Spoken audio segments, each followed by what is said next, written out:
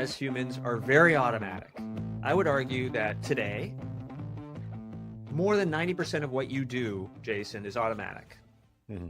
And that's a good thing. You do it because it works. Yeah. And you don't have to think really hard about situations. But it's particularly difficult when, let's say you have an interaction with an employee when they didn't do what they said they were going to do. And you were depending on them getting that done. Well, what happens in our minds is that you become upset, rightfully so. And it happens in milliseconds. There's nothing you can do to stop the way you actually feel in that moment, which is upset or angry or some other emotion. The question then is, what do you do once those brain chemicals flood your body and you're feeling upset? What do you do in that moment? Fastlane Founders and Legacy with Jason Barnard. Each week, Jason sits down with successful entrepreneurs, CEOs, and executives and get them to share how they mastered the delicate balance between rapid growth and enduring success in the business world. How can we quickly build a profitable business that stands the test of time and becomes our legacy? A legacy we're proud of.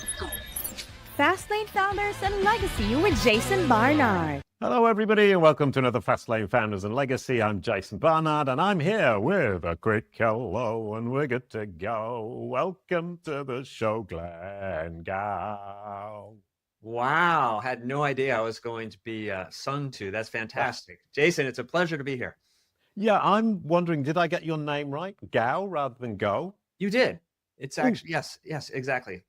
And that's surprisingly important because the algorithms, Google, AI, ChatGPT, Microsoft, read or listen to rather the videos and analyze the audio.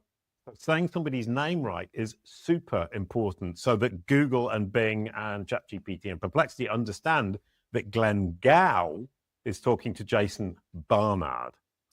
Wonderful. So Barnard. How's that? So saying very clearly the names of the people on the show is super important. And on that topic, before we carry on with the CEO Success Blueprint, which I'm super interested in about coaching CEOs, what makes a great CEO, what makes a less great CEO, which I'm obviously aiming to be the former rather than latter.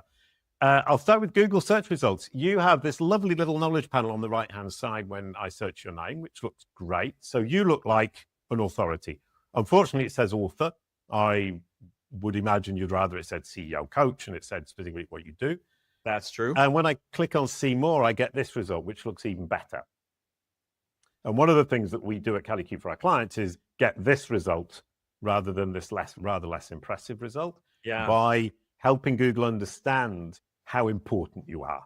A bit like your mother. We make sure that Google thinks you're important. And we were discussing before, and I've allowed myself to do this, is ultimately once these machines, Google AI and so on and so forth, understand who you are, what you do, who you serve, and you're credible, you have the opportunity to get clients through Google, Gemini, ChatGPT, Perplexity. When people say, who are the best 10 CEO coaches in the US for a company that makes $5 million a year or more, and then it will list out its 10 recommendations. It's a recommendation engine, and this is where you're going. We're all going, sorry. And right. You were saying that you got a client recently through Grok. That's right. The first time. And so that got me thinking about this thing that you do, Jason, which is how do I influence the LLMs to find and eventually present me as a potential option when people are looking? And it's not always that they're looking for a CEO coach. They might be trying to solve a particular problem. Yes. How do I have a difficult conversation with a senior executive? Could be a question they put out there. Brilliant. What if they found me and my answer? That would be very useful, in my opinion, because then my brand is now associated with the knowledge and the information they're looking for. And the huge advantage of recommendation engines like Gemini, ChatGPT that are having conversations is the person doesn't need to understand what the solution might be. They can just say, well, I've got this problem. Where can I go? Whereas with search, they have to actively know what they're looking for. That's right. Here we've got a conversation. So it's so much more powerful. Sorry, go ahead. No. I was agreeing with you. There are lots of ways people could eventually find me. And my question is, how do I take the content that I'm using today, developing today, whether it's video or written form or otherwise, and enable the LLMs to discover and then use that information in their answers. Well, exactly. And it is exactly what you said: discover, digest, and use. And it's really simple. You build your own personal website if you don't already have one. You put all of your content on it, and you make sure that the machines can find it and digest it so they can use it. And you make sure that you explain everything clearly: who you are, what you do, who you serve, why you're credible. Yeah. And all of those oblique angles you were talking about. How can I have a difficult conversation with an executive? Answer all those questions. And the machines will start to think, well, Glenn looks like he knows what he's talking about. Right. I'll use him as a source of information. And then when somebody asks me for a recommendation, he's top of mind. So you've got to think about these machines from that idea. Are you top of mind for the machine? Yes or no? Right. So being top of mind when the critical question, oblique or direct, comes into a conversation with an AI engine like ChatGPT or Perplexity is the absolute key to the future of search and research online. We've just spent 5 minutes talking about my topic. Thank you very much. Now let's get on to your topic. All right. Excellent. So you've seen a lot of CEOs. You've coached a lot of CEOs. I think you were also a venture capitalist. I would like to know what are the qualities and what the opposite of qualities are, the weaknesses are, the main ones that you see, the ones that come up time and time again. For CEOs, sure. Yeah. So here's an interesting thing I discovered when I was in venture capital, is that 60% of CEOs get fired within a 5-year period. Oh, wow. Oh, I'm at 10 years, but it's my company. So. Excellent. Congratulations. You're in the minority. Brilliant. But I went deeper. I said, why is that? What is happening? Now, the short answer is they're not growing revenue quickly enough. Okay, that's easy. But when you go deeper and you ask, why aren't they growing revenue enough? It comes down to that CEO is not growing sufficiently. They're not growing out of their skill sets. What happens, Jason, is that when venture capitalists put money into a company, that CEO is the right person at that point in time. They have brought the company to that level and convinced investors who are very skeptical buyers to put money into the company. Great. Everybody's happy at that point. Now, once that happens, the money is in the company starts growing, hopefully, in one way or another. It's going to grow by number of employees, hopefully customers, revenue, etc. Yeah. And when that happens, the role of the CEO changes. Yeah. And each time the company grows and achieves some milestone, the role actually morphs and changes. This is what I learned being a CEO for 25 years. Go ahead. Just kind of to bring that down, what my question wasn't very intelligent, because it isn't there are specific weaknesses and strengths. It depends where the company is in its process. Exactly right. And what CEOs bring to the party is what I call success patterns. Yeah. These are literally neural pathways in our brain that have caused us and enabled us to be successful in our life. So when we look at a new challenge, we apply the same success patterns to that challenge. Mm-hmm. And that works great until it doesn't. Mm-hmm. And when it doesn't, that's when frustration steps in. Now, all of a sudden, the CEO is frustrated. Why aren't we growing fast enough? Why am I having high turnover? Why am I having trouble recruiting the right people? Why am I having issues with my board? It's because the success patterns I brought are no longer applicable. I need new success patterns. Right. Sorry. And this makes so much sense. I mean, I've had a lot of coaching over the last year because I realized I'm not a good CEO. And in fact, it wasn't, I'm not a good CEO. It's, I'm not a good CEO for the company at the stage it's at, which is growing 6-fold in 4 years. Yes. And my skill set wasn't adapted to that. So I've got my coaching, moved up a step, and now we've moved another step forwards. And I'm realizing I need to find a whole new set of skills. That's exactly right. So growing is a problem. Well, no, it's an opportunity. Thank you. Okay. And what a good coach does, a great coach does, is they say, Jason, Let me share with you what I see happening, Mhm. why you're hitting this wall, why you're feeling this frustration. And let me give you some tools that will help you step into a different place. And guess what? You're going to be uncomfortable. Yeah. Okay. Because you may say, let's use an example of you need to have a difficult conversation with a challenging employee. Yeah.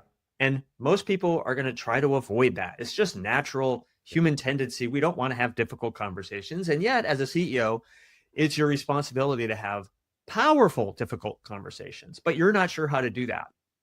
A great coach can identify that's a challenge you have Mhm. and show you what to do. Now, it's important, Jason, that you be coachable. Yeah. And that means taking on something that you wouldn't otherwise take on, being uncomfortable and being okay with that, because that's where you learn. That's where you grow. And suddenly you now have a superpower once you step into that world and you execute against it. Even if you stumble and it's difficult the first time, that's Mhm. okay. It's the learning that's important. This is why, Jason, I had a coach, a CEO coach for 17 years. Right. It's what I call compound interest. After a Right. while, I'd look over my shoulder and say, oh, those problems, those are easy problems to solve. Bring on some new problems. Right. Oh, I thought you were going to say, for 17 years, I had a CEO coach and it was me in the mirror. Oh, But no, no, that no, wasn't no, it. no. No, I had someone whispering in my ear because But it is amazing how when you are faced with a problem and then you overcome it and then you look back, you think, actually, that wasn't such a huge problem. But at the time, it seems like this immense wall you're trying to climb over. Exactly right. The other thing it does is it builds your confidence in being able to solve or address a brand new challenge, something Yeah. you've never seen before. And you realize, well, I've handled so many new things, new challenges. I've grown so much in the past. I can figure out how to grow into this next challenge. Okay. And is the biggest barrier people's ability to listen or people's ability to implement? The biggest barrier is to step out of what's automatic. Right. And we, as humans, are very automatic. I would argue that today, more than 90% of what you do, Jason, is automatic. Mm-hmm. And that's a good thing. You do it because it works. Yeah. And you don't have to think really hard about situations.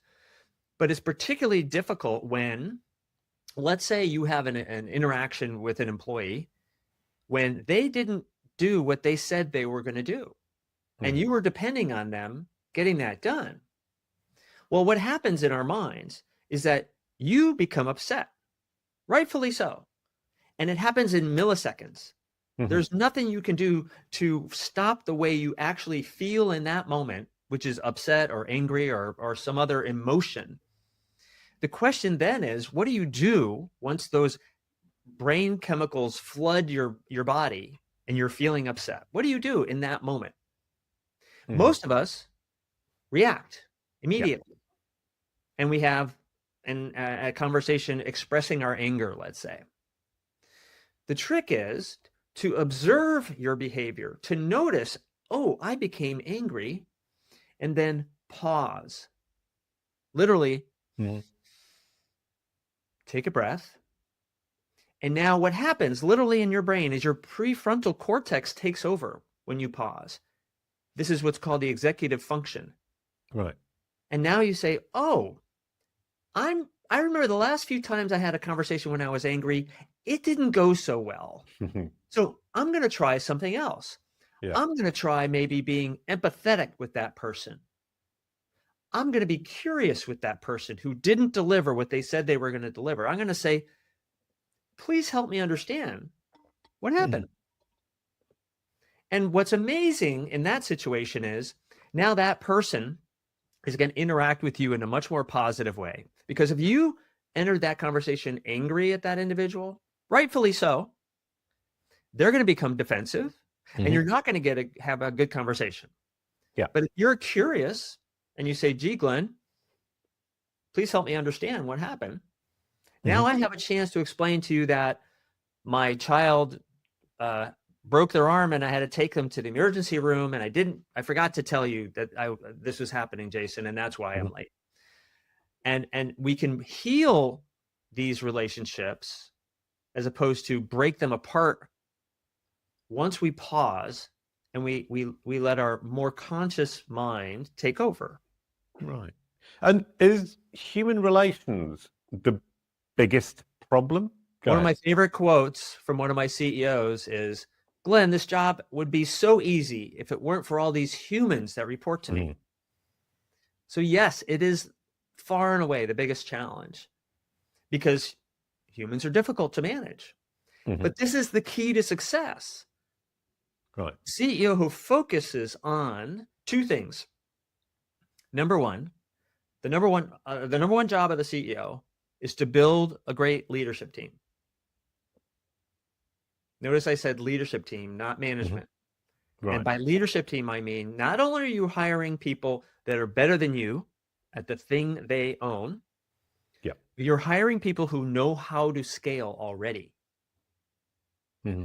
So that you don't have to teach everybody how to scale because you want to grow your organization. So number one job is hire a great leadership team. The number two job is to get the most out of that leadership team in terms of productivity. And this means understanding human behavior. Right. Understanding what motivates people and how do you lead them to follow you. Which is one of the hardest things to do, because if I've got, say, 6 people in leadership positions with people who work under them, my ability to be empathetic to their way of working and adapt how I'm interacting with them to get the most out of them using my knowledge of how they think and act is hugely difficult because we tend to think about how we think and act. Not only is it difficult, but you also need to operate differently if you want them to follow you with each person. I call it the chameleon effect.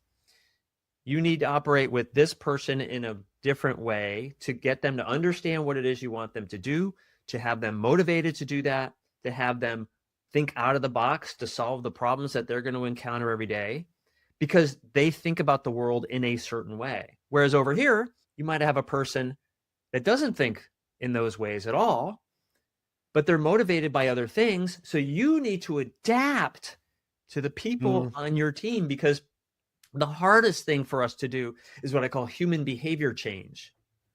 We can do it. Okay. We can cause humans to change their behavior, but not easily and not quickly. Right. What's easier is if you step into a conversation in a different way based on your understanding of how they absorb information.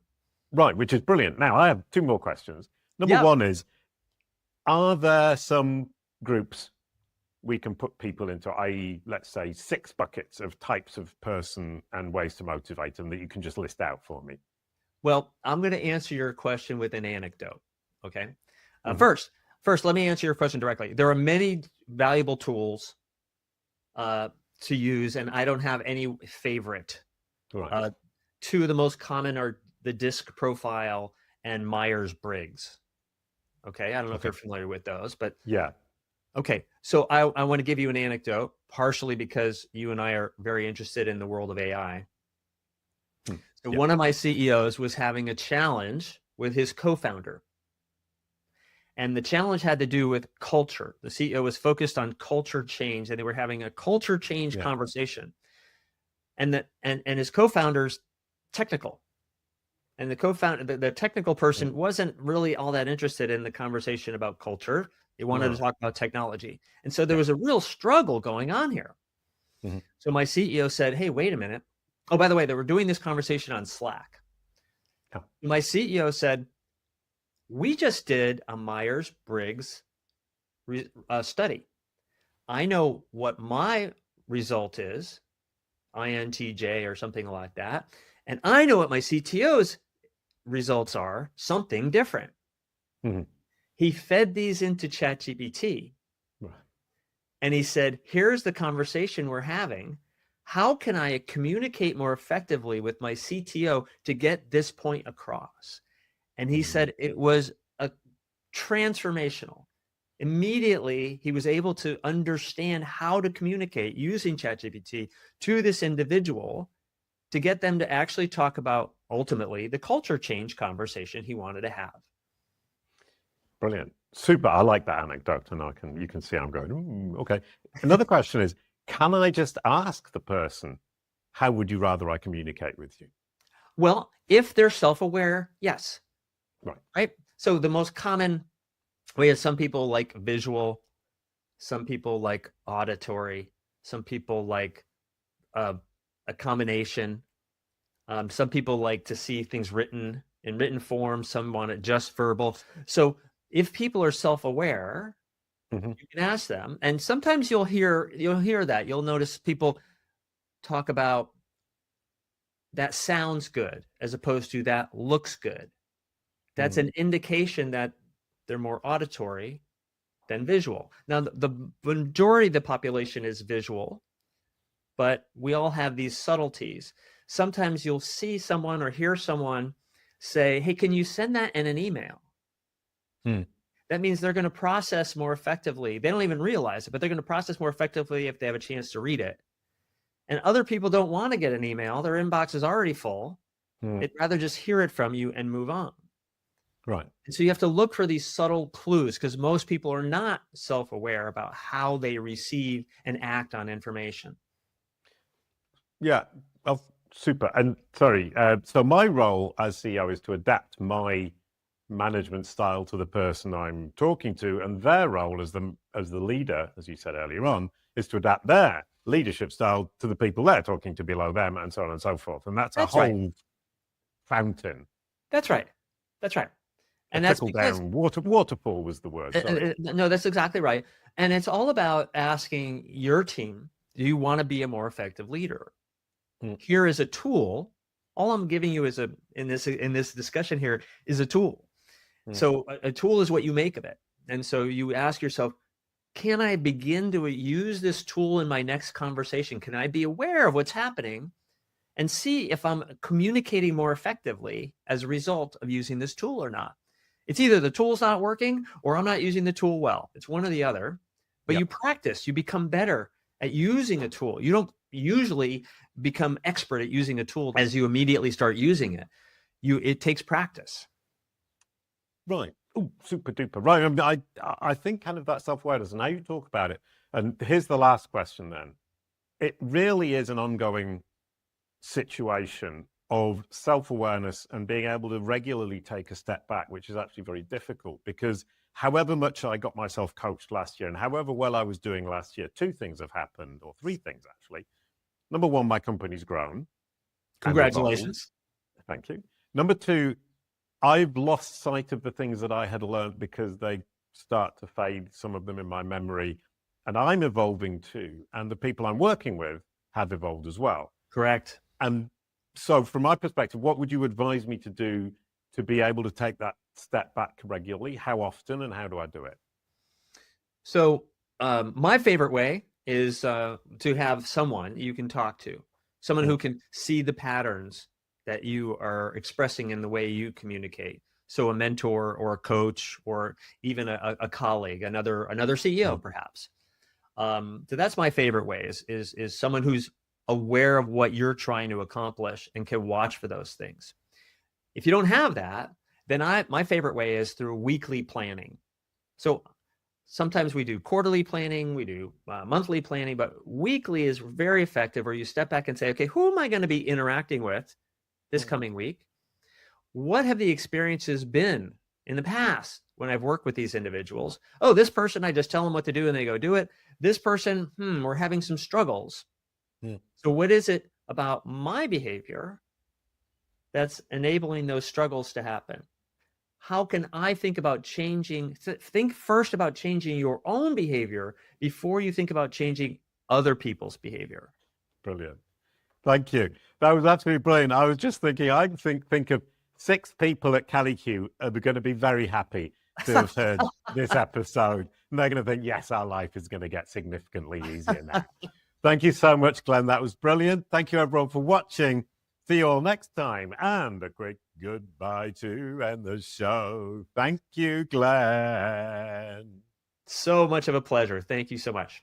Brilliant. Thank you. Your corporate and personal brands are what Google and AI say they are. We can give you back control.